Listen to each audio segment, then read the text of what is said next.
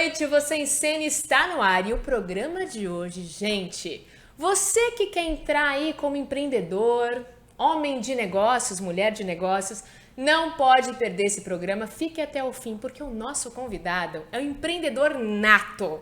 Eu digo nato porque ele tem uma história aí de 3 malucos, mas isso a gente conta daqui a pouquinho. Foi como ele criou aí essa empresa. Mas isso a gente deixa pra ele contar, né, Adriano? Boa noite. Boa noite, Mônica. Olha, o que mais me instiga hoje nesse papo é saber da onde que ele tirou essa ideia. Pois Por é. que ele criou essa ideia? Isso está batendo na minha cabeça e a gente vai descobrir juntos isso agora. Quem é você em cena?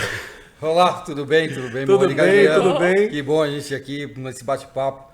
Eu estou curioso para ver quais serão as perguntas. Aí é que é surpresinha, surpresinha. Sabe aquele chocolatinho que vem brinquedinho dentro? É esse que a gente abre e a gente fala, surpresinha. Que legal. Paulo, você se define como Paulo? Batalhador, determinado no que Uau. pensa e disciplinado no que tem que ser feito. E desde quando você tem essa clareza de vida? Desde os 16 anos de idade. E tem na parte da minha história, quando na verdade a vida me mostrou, agora você se movimenta e ajuda a sua família, ou vocês todos vão junto pro buraco. Então, aos 16 anos eu tomei consciência que era hora de ajudar a família, meu pai, minha mãe. Tem história aí. Vamos Partindo aí desses 16 anos que você falou, antes disso, como é que foi tua infância? Foi uma infância de classe média, média baixa, com momentos como todo jovem, toda criança vive, escola, sem grandes estripulias, porque eu nasci e vivi inicialmente na periferia de São Paulo, aqui quem conhece São Paulo, Pirituba, né? Depois um upgrade fantástico que meus pais conseguiram alugar uma casa no Parque São Domingos, que é um bairro um pouco mais distante, mais melhor do que a gente tinha antes no Parque São em Pirituba. E essa é mais ou menos a história. Brincando na rua, carrinho de rolemã, skate, bicicleta, não existiam jogos eletrônicos. Infância raiz, né? Raiz. E vivendo como tem que ser a criança, aproveitando o que o mundo te oferecia. Caramba. Caramba. Aí pai, mãe, irmãos? Sim, Sim. a família pai, o pai já falecido agora, mãe, mais 3 irmãos. Um irmão, eu sou o mais velho da família, foi o primeiro da família, tenho um irmão, o segundo, depois tem a Adriana, que é a terceira, e depois o Maurício, que meus pais adotaram, é o 4º filho. Eita, agora já começou o negócio a ficar claro. Aí você falou que você começou a ter clareza da importância, né, da sua pessoa nesse mundo, ajudar a família aos 16 anos. Isso tem a ver por ser o filho mais velho? Talvez seja isso, né? O filho mais velho, minha mãe fala isso, o filho mais velho tem a sorte de ser o primeiro e o azar de ter que experimentar todas as dores e alegrias. Então isso é a parte boa, né? Porque você acaba criando a famosa coraça, né? Você aprende na marra, eu falo assim, eu estudei muito, mas aprendi muito na rua, no campo, sofrendo na pele algumas coisas para poder aprender. Maravilhoso, tá? Maravilhoso. Ainda bem que eu tive essa curva de aprendizado, vivendo a vida de verdade, com decepções, com alegrias, que foram me formando e fazendo com que eu pudesse, na fase seguinte, entender porque eu passei aquilo no passado. Porque se eu não tivesse passado aquilo no passado, quando eu vivia alguns momentos de dificuldade, talvez eu não estivesse preparado para grandes desafios no passo seguinte. Aí com 16 anos, o que você fez ali que mudou? Você tá, até os 15 anos, você falou, né? Eu vivi uma infância ali, enfim, né? Um pouco menos abonada. E aí com 16 anos você vira ali a chave e fala, não, preciso ajudar a minha família. Como é que foi isso? Então, na verdade, o que acontece na história da minha vida, da família, na verdade, né? Não na minha só vida, da minha família, quando eu chego aos 16 anos, meu pai tinha, até ali, ele tinha montado um pequeno escritório de contabilidade. Era um pequeno empreendedor. Mas a coisa não andou tão bem no negócio dele. E ele literalmente quebrou. E quebrou de verdade, a empresa e nós, a pessoa física. Meu pai até, por questão de honra e moral, ele simplesmente vendeu o pouco que ele tinha de bens para liquidar todas as dívidas dele.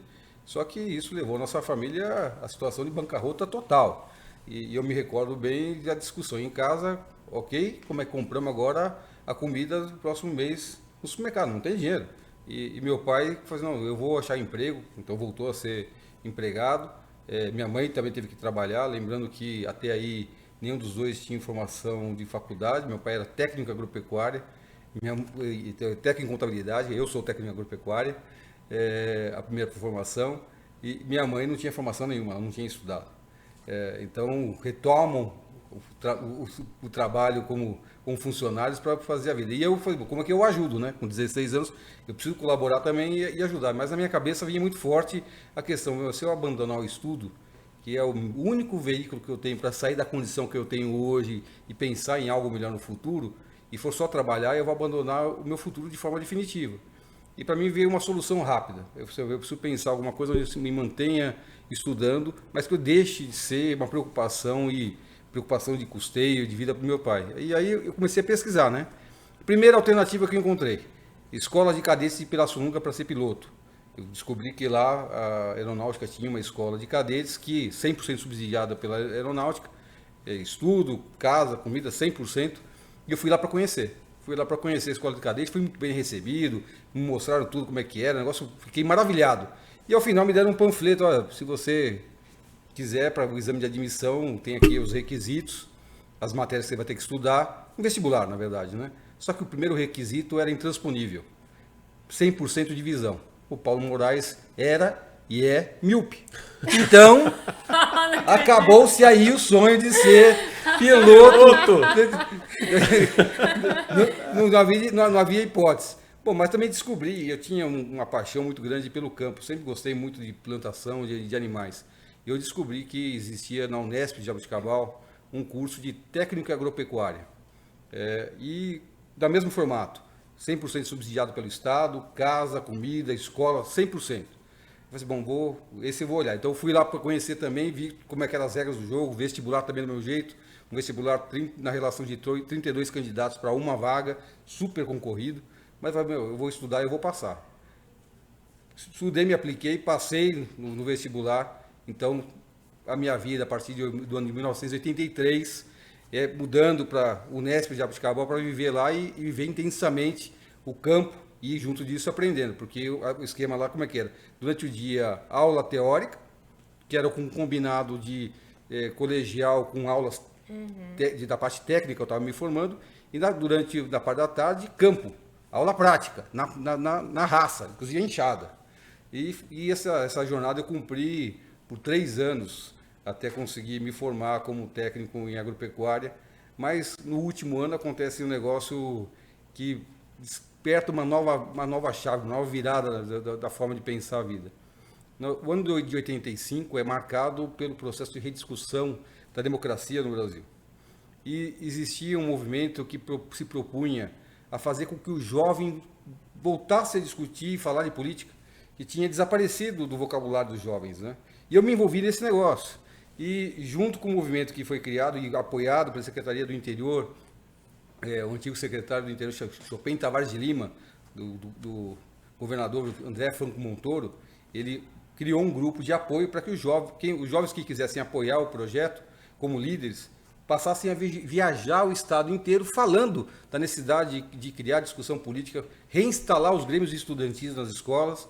E aí minha vida era, durante a semana no Colégio Técnico Pecuária, finais de semana viajando o estado, falando com os estudantes, falando da necessidade de reinstalar os grêmios. E aí, naturalmente, me tornei um líder estudantil, né? E aquilo me despertou um novo mundo. Eu falei assim, nossa, eu adoro planta, adoro animal, mas esse negócio de gente é um barato legal, né? Para mim era uma energia fantástica. Eu terminava o domingo exausto fisicamente, mas com a cabeça leve, né? Era incrível. E aí, ao terminar o curso de técnico agropecuária, eu falei assim, caramba, o que eu vou fazer agora, né?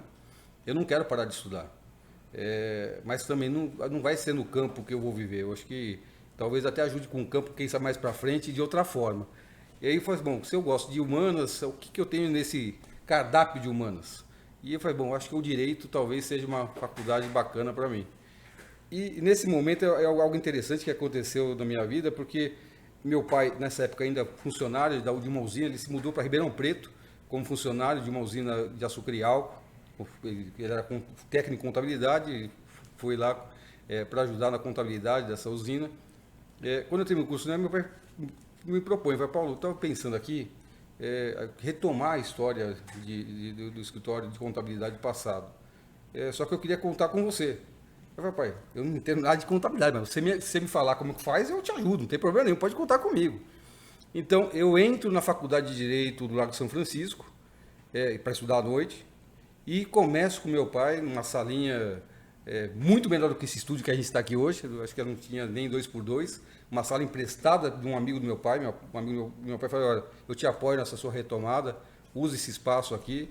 Meu pai arranjou uma mesinha lá emprestada também, um amigo doou. Fomos comprar no Brás uma máquina de contábil, Facite, eu fui com ele para comprar essa máquina, que quase precisava usar protetores auriculares para trabalhar com ela. E trabalhei uma jornada longa com essa máquina. Era um negócio incrível, porque... então a minha jornada era durante o dia com meu pai, nesse pequeno escritório de contabilidade, que era simplesmente uma sala com uma mesa e meia, que é o que a gente tinha. E à noite, às 7 horas da noite, pegava o ônibus, ia lá para a Praça da Bandeira de ônibus, subia a pé para o Lago São Francisco e estudava até às 11h30. Via de regra, às 11h30, no Lago São Francisco, existiam na sala não mais do que 4 ou 5 pessoas assistindo a aula, nas últimas aulas. Invariavelmente e com certeza você me encontraria. Olha só. O Paulo Moraes não arredava o pé de nenhuma aula, não tinha hipótese de eu falhar em nenhuma aula. Porque na minha cabeça eu tenho que ser o melhor. Deixa eu te cortar aqui, porque eu já perdi os dedos aqui. Ó. Já começa a pontuar Não, assim, ó. essa turma aqui, ó, essa turma que assiste a gente é o seguinte. A gente fala o seguinte, que a gente vai encontrar o caminho do que hoje você faz lá na sua história. A gente ainda não falou o que o Paulo faz hoje. E eu tô ficando cada vez mais curioso, porque o cara começou assim, ó. Piloto. Sim. Contábil. Advogado. Não, advogado agora. Técnico agropecuária antes. Líder estudantil, né? É isso. Técnico agropecuária. Agora surge a ideia do advogado e o cara aplicado dentro da sala, ele mais 3, ele mais 2, e ali ele buscando. E tem mais uma faceta dessa história, porque me desafiaram. Vai ser difícil eu encontrar O esse negócio. secretário que antes era o secretário de interior, quando eu entrei na faculdade, tinha se tornado o secretário da educação do estado de São Paulo. E ele tinha me desafiado. Falei, Paulo, você entrou na faculdade de Direito, eu te desafio a ser um líder estudantil lá dentro. Eu disse, é? Então, no primeiro ano, me candidatei como diretor-geral do Centro Acadêmico 11 de agosto. E me elegi como diretor-geral do Centro Acadêmico no primeiro ano de faculdade. Então, além de todas as atribuições que tinha como estudante na faculdade, ainda fazia política estudantil lá dentro. Foi um momento bem legal também. Gente, é muita determinação, é muita obstinação, mas eu digo uma coisa pra vocês. O Paulo é o maior do mundo no que ele faz. Mas não diga. Não vou Deixa dizer ele o que continuar a história mas dele. ele é o maior do mundo, só pra você saber que determinação é importante. E além da determinação, a obstinação. A obstinação você vai com sangue no olho, você tem ali um propósito. Na verdade, Mônica, tem uma pessoa que falou, eu não sei exatamente o autor dessa frase, mas eu acredito demais nela. 5% inspiração, 95% transpira. Sim, Transpiração. sim. Mas pegando um pouco dessa obstinação e do que a Mônica falou, isso vem de algum lugar, Paulo? Você consegue identificar de onde que veio essa força? Se ela veio do pai, da mãe, externo? Se é uma coisa que brotou de você entende isso como talento? Como é que você vê essa história aí? Eu acho que talvez seja um combinado de tudo, né? O ser humano é formação do seu, na sua essência de ser humano e do meio que você está inserido. Alguns filósofos, inclusive Aristóteles, falou disso. Sim. Inclusive sobre a felicidade, como ela se constrói. Se a gente fosse viajar aqui, a gente ia longo, né? Não ia longo nessa conversa. Mas a verdade é que eu creio sim muito, talvez até da história do meu avô, como uma pessoa que, na verdade, o pai dele, refugiado de guerra, vindo da Hungria, uma história de muita luta, sabe? E depois, quando chegaram aqui no Brasil, foram colocados numa fazenda na condição de semi-escravos, saíram fugidos dessa fazenda. Eu fui lá conhecer essa fazenda onde eles ficaram. Fugiram, aí encontraram uma colônia de húngaros aqui na periferia de São Paulo, perto de Franco da Rocha, Parada de Taipas, um lugar onde eles receberam ali um pedacinho de terra para plantar, para vender legumes na feira. E aí entra a vida da minha mãe, que a vida da minha mãe foi exatamente isso, ajudando o pai de madrugada, regando planta para cortar, para levar para a feira, para vender, para sustentar uma família de 9 pessoas. Então, luta e... Faz sentido. Já. Faz sentido, com certeza. Caramba, gente. É demais. Mas aí a vida seguiu. Aí você se formou em Direito e entrou para empreender? Ou como é que foi a Não, história? deixa eu te contar então o que acontece. Foram 5 anos de faculdade, com mais 5 anos da faculdade de contabilidade que eu fiz com meu pai. Eu, sem saber, estava fazendo 2 faculdades Sim, simultaneamente. exatamente. Aprendendo contabilidade e aprendi na raça tudo que era contabilidade. Desde fazer um balanço, lançamento fiscal, e naquela época não existia computadores. Eu peguei o computador, mas na fase inicial era na unha. Preenchimento de livros de entrada e de saída, 1 a 1, pegando notinha por notinha e fazendo lançamento para fazer o fechamento fiscal, contábil, folha de pagamento. Então eu sabia de todas as rotinas do escritório. E o que aconteceu durante 5 anos de história foi o quê? Faculdade de contabilidade, na verdade, no escritório de contabilidade, que nesses 5 anos cresceu. Foi um trabalho interessante com meu pai, porque um escritório que nasceu dentro de uma salinha, eu e meu pai, foi ganhando forma, e de forma que depois de 5 anos, ao terminar minha faculdade, a gente tinha um escritório de contabilidade com cerca de 40 colaboradores, departamentos bem estabelecidos. Então, a vida tinha voltado a um padrão bacana. Não éramos ricos, mas tinha um padrão de vida bacana. Sim. E concluí minha faculdade. Quando eu concluí a faculdade, eu já era pai de uma criança que nasceu em Portugal, porque eu me casei muito cedo, 6 meses antes de terminar a faculdade, me casei. E esse filho nasceu, porque ela era portuguesa, nasceu em Portugal. Nós mudamos para Portugal porque seria melhor para lá ele nascer em Portugal. Fui para lá e fui trabalhar numa agência de turismo. Uma agência de turismo que o desafio era, a agência de turismo está negativa, está gerando prejuízo mês a mês, você precisa ajudar e olhar com sua capacidade de análise, com tudo que você sabe, a fazer a virada dessa agência. E foi um desafio interessante. Então eu trabalhava na agência de turismo e aproveitei esse tempo, vou estudar aqui também. Vejo a importância para mim, eu sempre tive o estudo como algo muito importante para o crescimento e desenvolvimento de eu como pessoa e pensando em futuro. Então eu fazia pós-graduação na Universidade Clássica de Lisboa à noite e trabalhava durante o dia nessa agência. E fiquei por lá quase 2 anos, foi o tempo de recuperar essa agência e concluir meu curso de pós-graduação. Quando eu concluí esse curso, foi bom, a vida aqui é dura demais, o custo de vida para quem não tem nada na Europa é muito difícil. Eu acho que é hora de voltar para o Brasil, que eu acho que talvez lá eu consiga um crescimento um pouco mais fácil do que aqui. E voltei, meu pai estava certo que eu voltaria para trabalhar com ele no escritório de contabilidade, né? Pô, você voltou, estamos aqui, você está aqui sua mesa para contabilidade, mas pai, eu te amo, mas vou te falar um negócio, eu odeio essa contabilidade, cara. Eu não posso nem ouvir falar dessa contabilidade que me deixa nervoso. Ele levou numa boa, é isso? Não, ele entendeu. E aí, lógico, aí você tá bom, ok, mas você tem um filho, como é que você vai fazer para tocar a sua vida? Eu tenho um plano.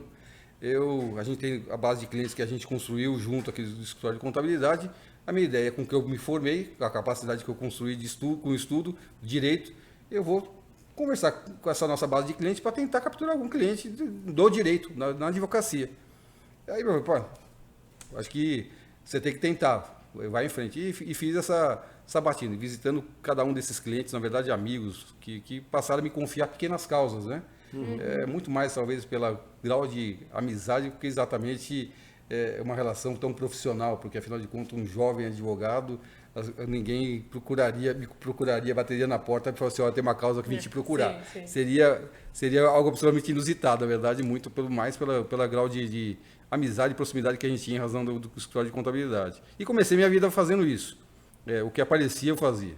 Até que, e de novo um amigo, me trouxe um desafio interessante. Ele tinha uma temática de uma prefeitura que ele atendia, que naquela altura era uma retenção ilegal de parte do repasse da prefeitura. Ele falou, Paulo, eu estou achando isso muito estranho, o que você acha? Eu falei, pô, deixa eu dar uma estudada. E fui estudar a fundo o negócio. Inclusive, marquei uma entrevista na Secretaria da Fazenda para entender, por que está tendo essa retenção? E fui a fundo. E voltei para ele, falei, olha, absolutamente errada, não poderia jamais haver essa retenção por parte dos recursos da prefeitura, sem qualquer respaldo legal. Eu acho que se a gente ingressar com uma medida judicial, a gente tem êxito e recupera esse dinheiro para o município. E fiz isso na empreitada do risco. Eu vou entrar com a ação, se eu tiver sucesso e recuperar o dinheiro, eu tenho meus honorários na base do resultado. E tive sucesso. E os honorários, como você pode imaginar, muito significativos. Então, sim, aos 26 anos de idade, o Paulo Moraes era um jovem rico. Olha aí. Uau. E aí, com esse dinheiro, eu falei assim, agora começou o jogo. Agora começou a brincadeira. Agora começou o jogo. Agora tá então, valendo. O que eu fiz? Primeiro passo, comprar a casa para morar com a família que eu tinha, porque não tinha casa até ali, era uma casa alugada. comprar um carro, porque até ali eu tinha uma condução, que de vez em quando, inclusive, me deixava na mão, sabe? Costumava falhar. E com o resto do dinheiro, eu falei assim, bom, agora eu vou começar a olhar negócio. Por quê? E outro dia eu fazia uma reflexão, por que eu me apaixonei tanto pelo mundo do empreendedorismo, né? No escritório de contabilidade, a coisa que eu mais adorava era ver os pequenos, que a gente tinha pequenos empreendedores e médios empreendedores. Aquilo para mim era algo extraordinário, ver os clientes que a gente tinha, empreendedores, fazendo, transformando, crescendo. Aquilo para mim era incrível. E eu sempre sonhei em poder fazer o mesmo. Se um dia eu tiver dinheiro para fazer, eu vou querer fazer algo assim. Criar algo e fazer com que aquilo cresça, tenha mais pessoas trabalhando comigo. Isso estava sempre na minha cabeça. Só precisava de dinheiro, né? Para fazer. Então, com o dinheiro, a partir dali, eu falei assim, agora eu faço também. E comecei essa jornada. E alguns empreendimentos deram certo, outros não. Que a gente aprende demais, né? A gente agora está meio na moda de falar, assim, ó, fiz um negócio, mas foi um enorme aprendizado. Quando ele falou, foi um enorme aprendizado que não deu certo. Quebrou. Não deu certo. Não deu certo. Então, eu tive enormes aprendizados em alguns empreendimentos que fiz. E alguns, na verdade, até eu falo com muito orgulho, em negócios que eu comecei, criei, e que depois que eu vendi, eles se mantiveram e existem até hoje. Então, uma empresa de lixo, como eu fundei há quase 25 anos atrás, existe até hoje em funcionamento, inclusive uma empresa que ganhou tamanho. Um restaurante que eu ajudei a fundar, que eu também já não sou mais sócio, que continua funcionando com brilhantismo, talvez um dos melhores restaurantes da cozinha portuguesa aqui em São Paulo, eu acho que até do Brasil. Eu ajudei a fundar. Uma revista que existe na Bahia, que continua funcionando depois de eu ter me desligado dela como sócio, vendi minha parte, continua existindo e funcionando. Aliás, dias atrás, a sócia que hoje toca a operação me ligou para falar, me pedindo, por acaso você guardou o exemplar da edição número 37? Eu falei, Verônica, eu tenho certeza que eu tenho guardado, mas aonde está, vai ser difícil de falar. Mas com certeza eu devo ter, só que eu não sei onde achar. Ou uma loja de produtos de varejo, de esporte de aventura, chamado Mundo Terra, que até por coincidência, passeando numa praia no litoral aqui de São Paulo, eu vinha correndo e falei assim, caramba, eu acho que eu conheço esse rapaz. Aí ele olhou também para mim e falou assim, caramba, Paulo, fazia muito tempo que a gente não se encontrava. E foi interessante, porque ele falou, eu estou precisando falar com você, cara. Aí ele falou, tá bom, meu, passa depois aqui no hotel. E ele passou. Eu vim aqui só para agradecer por tudo que você fez para mim quando você foi sócio meu. E a empresa só existe até hoje porque você me deu ideias incríveis. Então é um negócio muito legal. Saber que a gente criou, fundou e o negócio seguiu cumprindo a função que uma empresa deve ter, né? Agora eu acho que tá na hora da gente falar, né? Não, eu quero... Peraí, calma. Não. Calma, Mônica. Falar. Mas eu quero entender o seguinte, assim, olha só. Vê se eu estou errado, assim, a sua visão, né, o Paulo visionário, ele estava muito mais no empreender do que propriamente no negócio, certo ou errado? Tipo assim, você criou uma empresa de lixo, depois você criou uma empresa, você entrou em restaurantes, aí depois você fundou setores, né? uma loja para vender artigos esportivos. Você estava muito mais focado no mecanismo, na operação, do que propriamente no projeto especificamente? Não, André, assim, eu acho muito legal quando a gente cria e vê a coisa se concretizar.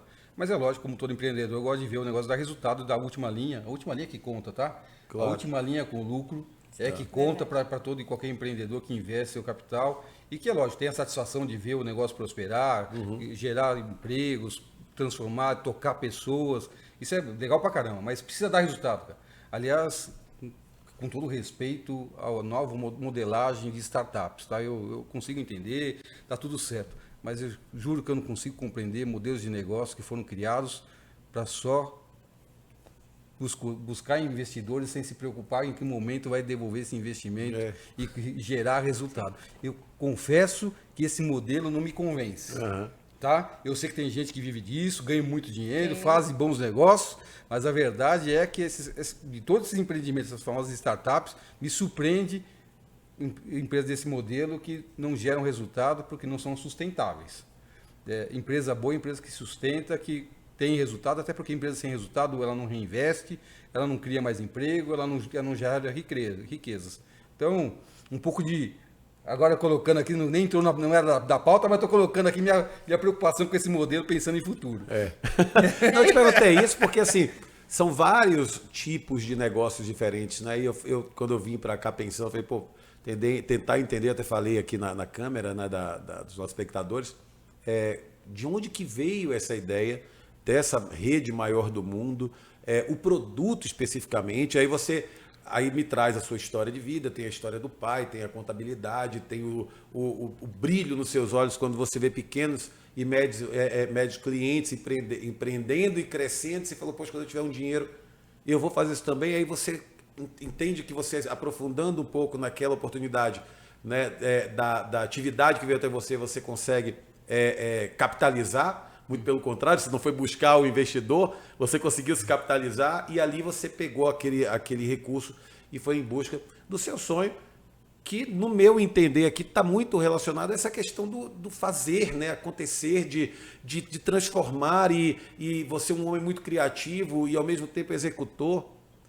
É demais, cara, assim, é demais. Então eu agora vou passar a bola para a Mônica aí para ela falar. Eu achei demais a história, eu entendi. É incrível mesmo. Mas o que, assim, chama atenção, claro, a empresa que você fundou, né, junto com seus sócios, é incrível, realmente, foi precursora, né, de tantas outras e a maior, realmente, do mundo. Só que o que chama muito a minha atenção, e eu tô falando do Paulo como pessoa, não o Paulo como empreendedor, você é apaixonado por gente. E essa coisa da sua paixão por gente, quando você fala de tudo que você construiu, de tudo que você fez, teu olho brilha, cara. Teu olho brilha realmente, é uma coisa impressionante. Tem um negócio que eu costumo dizer, eu falo isso para as equipes que trabalham comigo.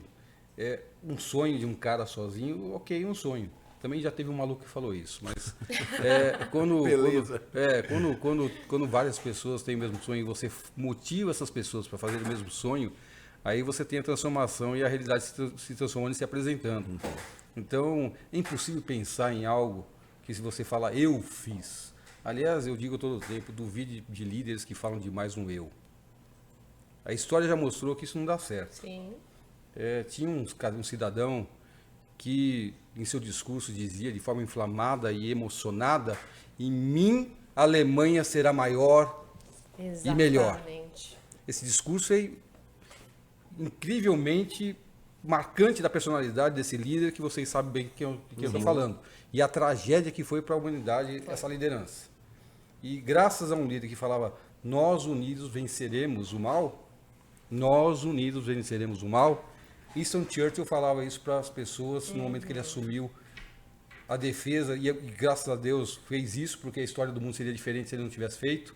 Porque lembre-se lá na história que nem os Estados Unidos estavam querendo entrar na briga. Exatamente. É isso aí. E graças a essa visão e essa vontade de envolver pessoas para entender o que precisava ser feito, esse lado da disputa e a liderança do nós venceu o cara que falava demais no eu.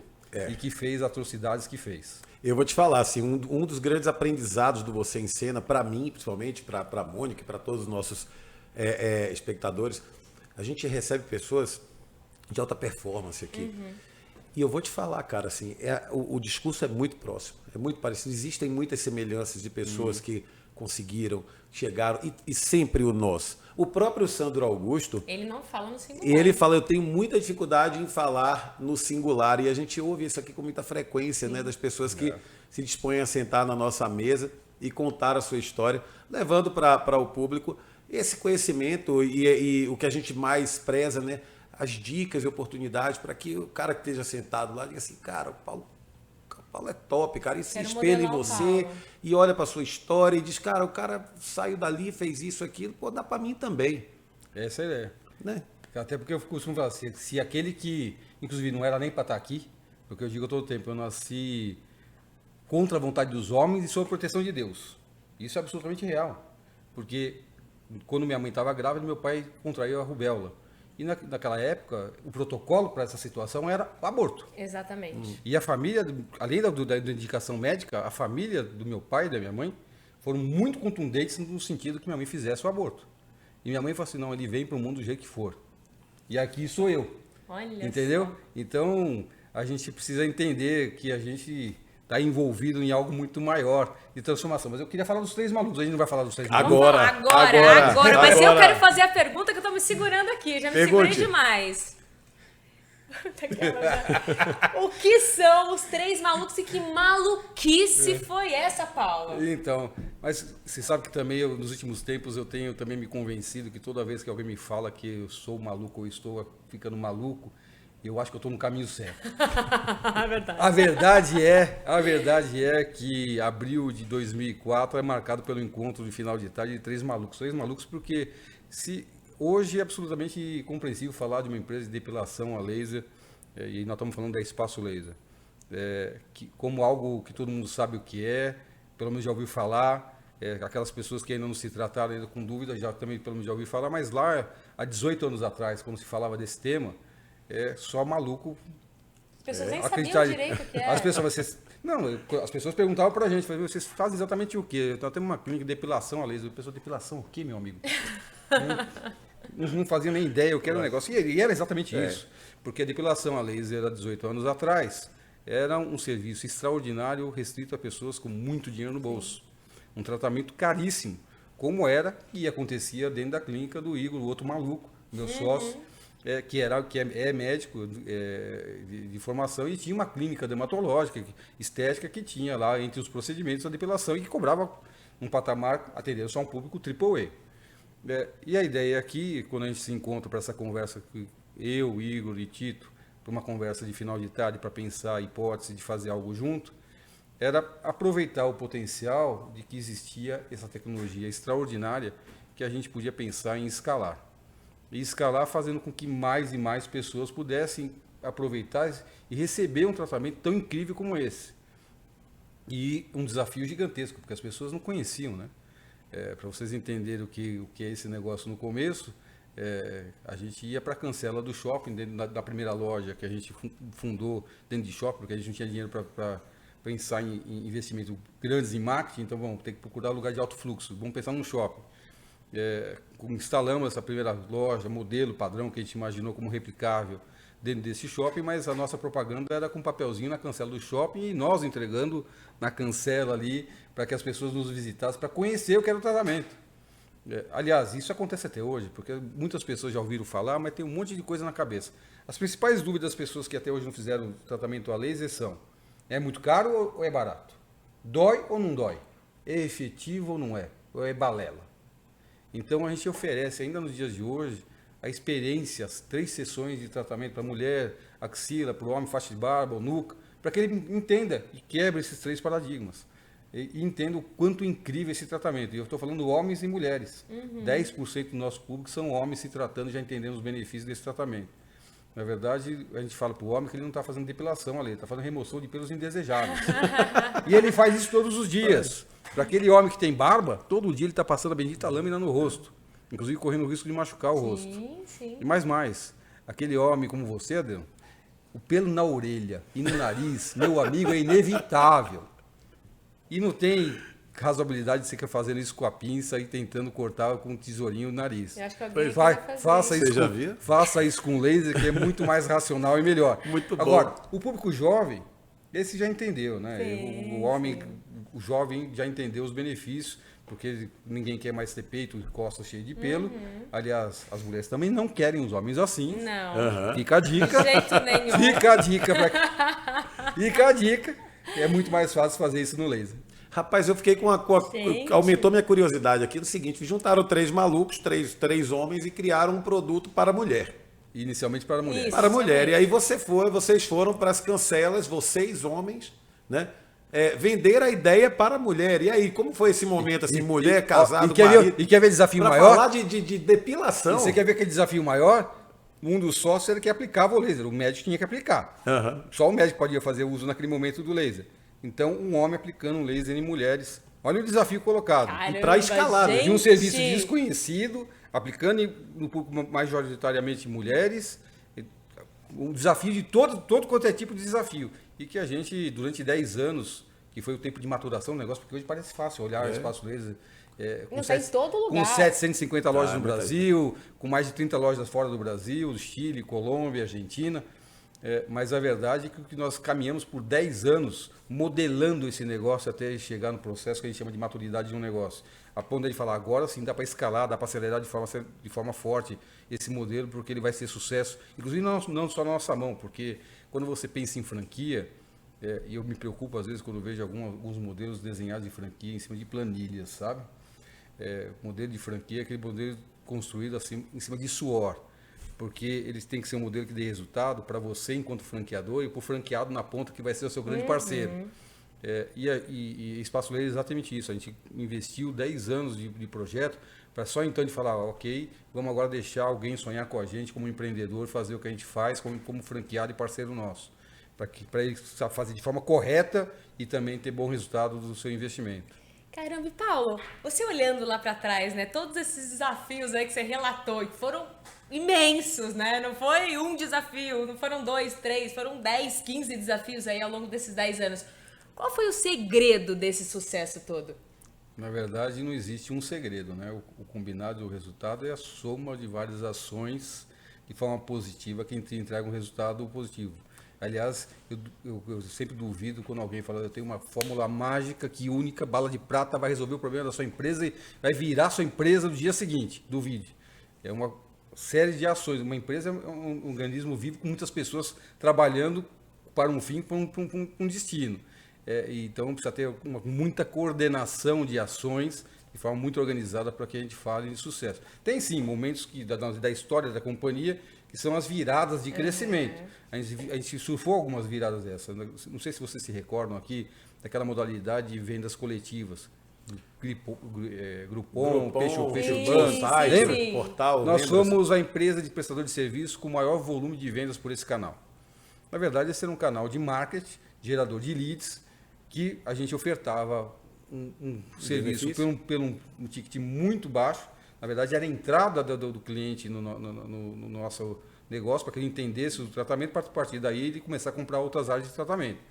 E isso para a gente foi uma virada incrível. A gente saiu de 7 lojas, e é um negócio que eu costumo dizer, um parênteses rápido aqui, na vida da gente, a gente às vezes tem por mania de não querer ouvir direito às vezes as pessoas, sabe?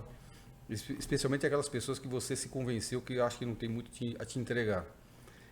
E essa história dessa virada da companhia, quando fala virada de companhia, é uma companhia de 7 lojas que rapidamente, em razão desse processo novo que passou a ter, quase triplicou, foi para 26 lojas, em curto prazo de tempo, em razão desse modelo de negócio. E como é que a gente entrou nesse modelo de negócio? Absolutamente nessa condição de pessoas que não estavam querendo ouvir algo novo, que estava querendo ser apresentado por uma pessoa que a gente achava que não tinha nada para nos dizer. E conta a história. O Tito, o sócio, nessa altura ele tinha uma namorada que falou para ele que queria nos apresentar um grande negócio. Eu olhei para o Will e falei, meu caramba, com respeito ao nosso sócio, vamos ouvir. Mas só aquela pouca vontade de ouvir. E marcamos uma reunião e essa moça explicava para a gente como é que era o processo, a ferramenta eletrônica de venda e tal, como é que ia funcionar. E eu falei assim, eu vou acabar com essa conversa rapidinho. Vou perguntar para ela quanto vai custar tudo isso. Ela vai falar um preço absurdo. Eu falei, legal, mas obrigado, a gente não tem condição. Mas ela foi muito mais inteligente e mais esperta do que a gente, graças a Deus. Porque ela falou, Paulo, não custa nada. Não, não. Aqui o negócio é o seguinte, vocês entram com a gente, vendeu, você me paga um percentual, se não vendeu, você não deve nada. Risco total. Aí eu e o Tito estavam, nessa condição, no risco total, vamos embora, né? Vamos embora. Essa ferramenta que a gente não queria marcar muito a reunião, foi para a reunião com pouca vontade de ouvir, fez com que a gente passasse a vender cerca de 1.800, primeiro dia de inserção, 1.800 tratamentos em apenas um dia foi vendido. Uau, gente. Com 7 lojas, a gente não tinha nem estrutura física para atender os novos clientes capturados por essa ferramenta. Não tinha telefone, não tinha estrutura de call center, não tinha absolutamente nada. E as pessoas que passaram a tentar falar com a gente, não conseguiam falar, ficaram com a sensação que tinham caído num golpe. Uau. E aí foram nas lojas que a gente tinha no site lá, que podiam ser atendidos, e aquilo gerou uma confusão digital, o Igor se assustou, nossa, o que está acontecendo? O Tito, mais pragmático, falou, ele de origem portuguesa, porra, Paulo, tira essa porra do ar. Eu falei, não, Tito, pelo amor de Deus, agora é o contrário, cara, agora é pé no acelerador, cara. Vamos dar conta do que a gente está vendendo, vamos organizar a empresa e vamos atender o que a gente vendeu. Então, a partir daí, a gente organizou call center, compramos mais máquinas, montamos mais lojas para atender esse público crescente que passou a entender os benefícios do laser. Então, vê como é que são as coisas na vida da gente. Pouca vontade de ouvir, má vontade, às vezes, de ouvir de verdade, e que, na verdade, graças a Deus, aconteceu e a gente ouviu, porque foi a primeira virada do nosso negócio. Tem outras etapas da companhia. Se a gente tivesse mais tempo, eu contaria para vocês, mas aí a gente ia ter que ficar mais 2 horas para te contar a história da mas empresa. aí a gente pode fazer isso que nem série Netflix, meu amigo. certeza, A gente vai criando. episódio. Segunda temporada vem aí, hein? Porque são 18 anos de história, em 18 anos de história você pode imaginar que tem muitas idas e vindas, coisas bacanas para contar, algumas que a gente hoje dá risada, mas que naquela altura dava desespero, porque, como toda história de empresa, todo mundo acha que uma empresa, desde que é fundada, é crescimento linear, né? Isso, na verdade, de forma transparente, é uma mentira. Toda empresa tem momentos de crescimento e desafios. Isso é coisa absolutamente normal. Agora, uma coisa importante, todo empreendedor tem que ter inteligência emocional e serenidade para, em momentos de dificuldade, especialmente, e tranquilidade, encontrar um novo momento de crescimento e rumo de retomada. É assim que se constrói uma empresa. Olha aí. Olha aí, olha a ficha caindo, gente. Essa foi. Não é mais ficha, né? Download hoje. Hoje nem não existe mais ficha. Pois é. Mas o Paulo falou de escutativa, hein? Escutativa. Gente, a Mônica é a cara da escutativa. Eu adoro esse termo, escutativa. Porque eu sou repórter, eu sou apresentadora, então a gente tem que estar com a escutativa o tempo inteiro, né? E a comunicação não é o que a gente fala, é que o outro entende. Exatamente. Então a gente tem que ouvir o tempo inteiro que o outro está falando. Com atenção. Agora eu quero saber o seguinte, a gente coloca lá Espaço Laser, vem uma famosa, assim, né? Uma pessoa super famosa. A Xuxa, Paulo. É uma querida. É uma pessoa que conheci no ano de 2014, dezembro de 2014, que conhecia como da TV, né? Uma pessoa muito famosa, mas que depois que passei a conhecer pessoalmente, passei a admirar muito. Pessoa de um coração imenso, alto comprometimento naquilo que ela fala que vai fazer e que está com a gente até hoje, né? Ela continua sendo acionista da companhia com a gente, colaborando, é nossa embaixadora da marca ainda, contribui de forma positiva. A gente às vezes faz alguns fóruns de discussão de estratégia de marketing, onde ela conhece e domina, contribuindo de forma positiva, com ideias. Então, é uma sócia, amiga, uma pessoa que eu admiro. Que coisa maravilhosa. Bom, agora vamos para a parte boa do programa, né? Que é a cadeira onde a gente apelida ela de máquina do tempo, meu querido. Essa é a parte boa. Não é nem. Eu só quero que você me traga assim. Aí o Paulo, tá? O Paulo, a sua história de vida, você. Os 3 momentos que você identifica como 3 momentos importantíssimos da sua história. Eu acho que quando eu estava com 16 anos, acho que foi um momento importante de virada de entendimento de mundo, importantíssimo isso. Quando se descobre pai, que é um desafio também, eu sou pai agora de 4. Opa! Que eu acho extraordinária essa relação de construção, de criar um filho, você ver esse processo de crescimento e transformação, encaminhamento, é um negócio muito, muito, muito legal. E é lógico, ver a capacidade que a gente tem de criar e transformar, como eu disse para você, mais do que a alegria de ter feito essas empresas que eu fiz no passado, a alegria de ver que elas continuam existindo e cumprindo o papel que elas foram para qual foram criadas, né? Geração de riqueza, geração de empregos, transformação de vidas. É isso que a empresa tem que ter, todo empreendedor tem que ter em mente. Tem que dar lucro, é verdade, tem que remunerar o empreendedor, mas com o resultado fazer com que essa empresa continue investindo, criando empregos e crescendo. Importante, toda e qualquer empresa. E os 3 momentos mais difíceis da sua vida? Você sabe que eu devo ter muitos, tenho certeza que tem. Eu nunca faço questão de ficar guardando esses momentos não, sabe? Porque eles não me constroem tanto. Na verdade, tu me trouxeram ensinamento, o ensinamento foi anotado, mas deleta e segue para frente. Para você passado, fica no passado. Fica no passado. E tudo que aconteceu faz sentido hoje na sua vida? Total. Mesmo os momentos difíceis. Porque não mudaria nada? Não. Graças a Deus aconteceram. Porque se não tivesse acontecido, talvez eu não estivesse aqui hoje podendo contar para vocês essa história. E o Paulo daqui a 10 anos? Que coisa incrível. Paulo daqui a 10 anos? Daqui a 10 anos. Pensando que mais eu vou criar. Gente, muito bom. Não, merece palmas, Paulo. que papo incrível. A gente tem 50 segundos, 48, 47, não quero encerrar. Pois é. Não quero Mas encerrar. vamos ficar para contar a próxima história toda da Espaço Laser. Tem bastante coisa pra gente divertida. Posso contar rapidamente Claro, uma passagem claro. incrível da nossa história? Empresa nova, começando, pouco dinheiro para fazer investimento em marketing, então a gente não podia errar. E aí a gente se convenceu a participar de um programa, não sei se você recorda, entra ao vivo, compre agora, ligue, você quer lá, você comprar agora, você tem todo desconto. E a gente achou que entrar no negócio ia ser uma explosão no nosso negócio, né? Contratamos inclusive um call center, porque ia ser muita ligação, você não tem um call center, porque vai ser uma loucura de ligação. Tá bom, começamos. Entrou no ar o programa falando dos benefícios, do tratamento a laser, não sei o que lá, o apresentador fantástico, aquele negócio maravilhoso, e a gente assistindo, nossa senhora, isso deve estar sendo bom. Vamos ligar lá para ver quanto tá ligando. Não tem tempo, só para entrar mais gente, né? O Igor mais ansioso, não, vamos ligar. Então vai, liga lá. E aí, como é que tá as vendas? Por enquanto nada. Não. Eu falei, não, calma aí, você vai, calma, isso assim é assim mesmo, no começo a pessoa não conhece. Vai. Não vendemos nada e assumimos compromisso de dinheiro que a gente não tinha, contando com a venda que aconteceria. Meu Deus do céu. Então, é assim, eu contei para vocês, tem momentos de sucesso, tem momentos de aprendizado, agora a palavra certa é aprendizado, né? Então, é um momento de aprendizado e que agora a gente consegue dar risada, a gente se diverte, mas naquela altura a gente ficou bem tenso, porque a gente tinha um compromisso assumido de pagamento, que honramos, é lógico, mas que se tornou um enorme desafio para a gente, porque entrou uma conta que não veio a contrapartida de venda. Gente, que papo incrível! Que ensinamentos! Quantos ensinamentos, né? Sim. E eu quero aproveitar, primeiro, agradecer muito a sua presença. Assim, Eu que agradeço. Sou seu fã, vou parar ali no espelho e dar uma olhada nesse nariz, nessa orelha, aqui, para saber onde é que ele vê. Ele está enxergando, né? Esse espelho, vou lá no Espaço Laser. E quero aproveitar, claro, a oportunidade, né, e oferecer para o público uma última palavra sua. Fala com esse pessoal aí. Obrigado. Na verdade, aquela pessoa que é empreendedora é sonhador na essência. Então, acredite no seu sonho. Agora, transpirando.